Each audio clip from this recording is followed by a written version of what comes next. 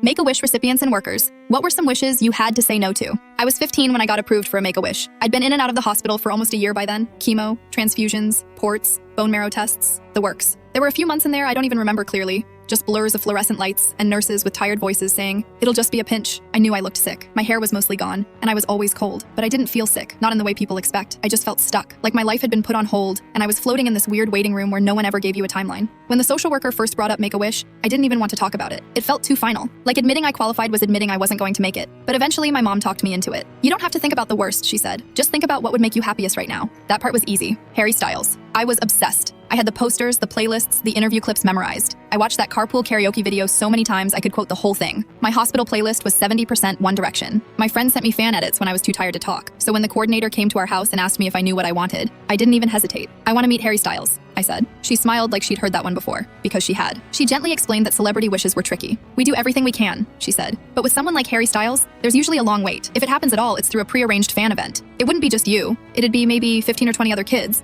And it would be very brief, just a quick hello and a photo." I remember the way she said brief. She made it sound nice, like a delicate appetizer, but it sank into me like a brick. I hadn't imagined a photo op. I imagined spending the day with him, riding in a car, asking him all the questions I'd practiced, maybe even showing him some of my sketches, which I had once stupidly fantasized him being impressed by. "Would that be like next month?" I asked. "If we're lucky," she said. "Probably closer to next year." It felt like someone had knocked the wind out of me. Not just because the fantasy had shattered, but because she said next year like it was a sure thing. I didn't know if I'd even be here next year. So I said okay. And then I didn't talk about my wish for a few weeks. I was too disappointed to think of something else. Everything felt like a downgrade. Then one afternoon, I was lying in bed watching a nature documentary, and there was this shot of the Great Barrier Reef. Schools of bright fish, the water so blue it looked fake, and this voiceover talking about how parts of the reef were disappearing. I sat up and thought, what if I went there? It felt stupid at first, but the idea stuck. A few days later, I told the coordinator I wanted to change my wish. "I want to go to Australia," I said, "with my mom and dad and my brother. I want to swim in the Great Barrier Reef." To her credit, she didn't blink, just said, "We can make that happen." And they did. It was 10 days. They flew us out first class, which was the weirdest part. I'd never even been on a plane before that. And suddenly, I had a reclining seat and someone handing me a hot towel. We stayed in Cairns, in a hotel that had a pool shaped like a lagoon.